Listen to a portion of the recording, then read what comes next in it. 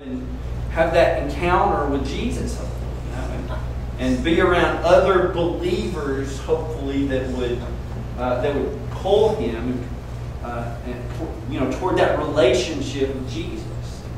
Kept inviting him. He finally got mad one day and just looked at me and said, "Dennis, I'm not going to that church.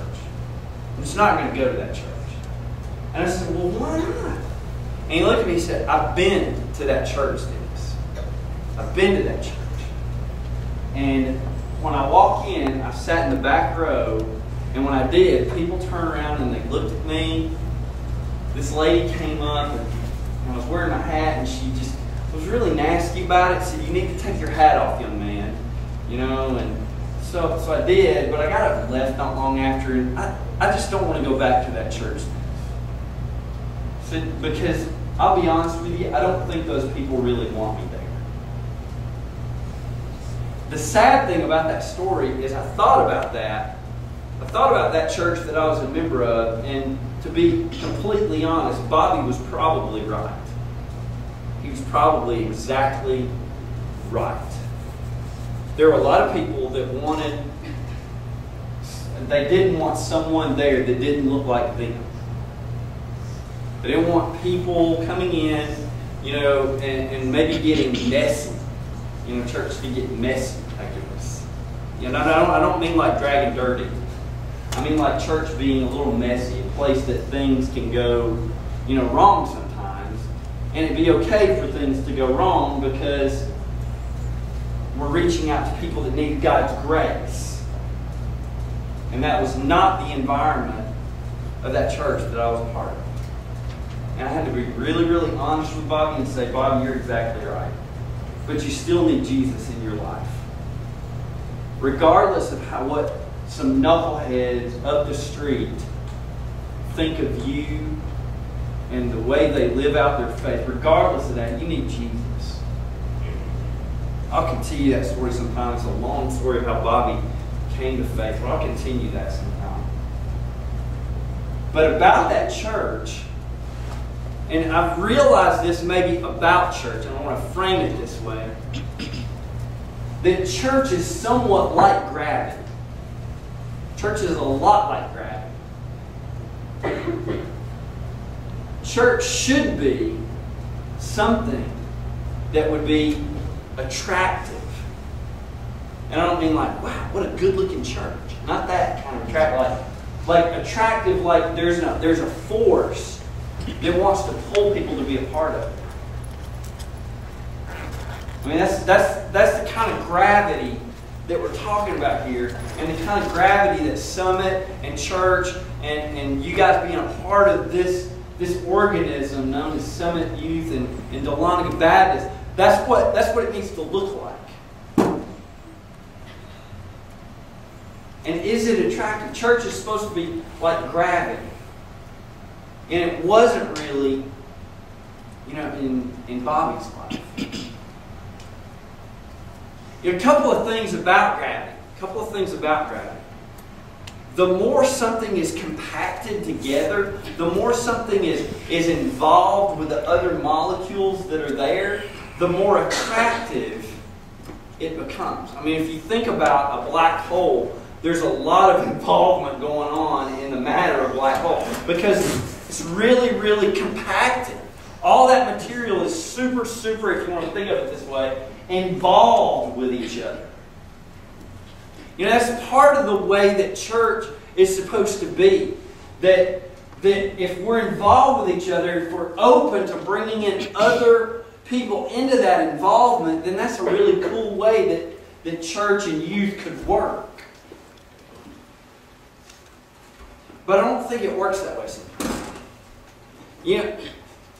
I've heard church referred to a lot of times, and we can all get in the habit of this, as something to get done. Like it's a duty, or like it's something that, you check off your list, that it's something you do to maybe to kind of please God. And as we talked about before, if that's your attitude, then you're not getting it. They preach this over. If you go to any youth ministry conference, anywhere, any youth ministry seminar, any youth ministry class, they will tell you over and over, they will ingrain it into your brain. And I want this to be ingrained in y'all's brain of what really and honestly I think church as a whole is supposed to be about. They will tell youth ministers over and over and over and over again that youth ministry is about one word. You know what that word is? Relationships. Relationships. And they will ingrain that. They'll tell youth ministers and youth workers over and over and over. It doesn't matter really in the long run what programs you put in place if you don't have relationships built with students. If you're not showing them that you love them. And my prayer maybe for my ministry is that you guys would see that me and Deborah and Amy and Jason and Tony and all these other youth leaders really, really do love you. Because what that does is that builds into that attractive force of what youth and church is supposed to be about. It's supposed to be about the relationships that attract others into that involvement so that they can be influenced for Jesus. You know, there are a lot of really super strong opinions about church. On both sides.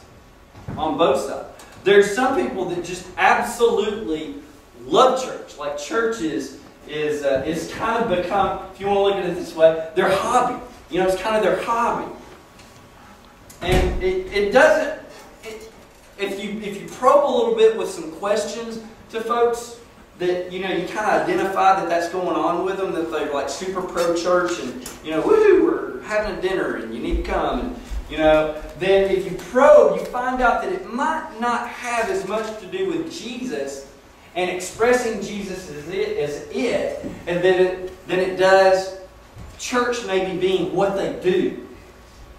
You know, there are a lot of super pro-church people out there that maybe don't get Jesus. They get church, they get the way church works, and, you know, church is kind of the thing that they do, but is that really what church is supposed to be about? You know, church it can become the thing you do so easily. But then there are other folks on the other side of it, and you've talked to them in your school that vehemently hate church.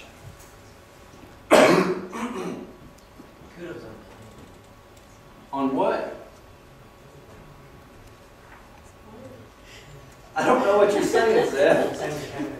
Oh, vehemently. But it sounds better. You like that word? I like it. That's what I like. I love that word.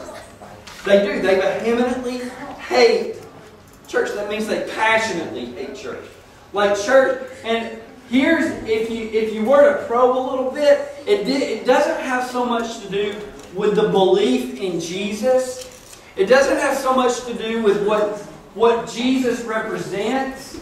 If they were to read about Jesus or hear about Jesus in a real, honest, historical way, who He was, what He stood for, then they would be all over who Jesus is.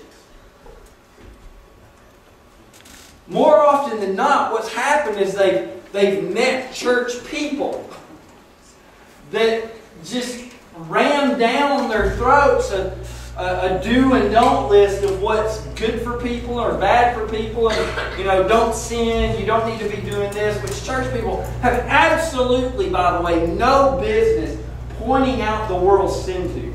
They just don't. You have no leg to stand on to look at someone and say you don't need to do that if you don't even know that they're a believer or not. But more often than not, a lot of folks that have this hate toward church and this bad taste in their mouth about church, what they've done is they've experienced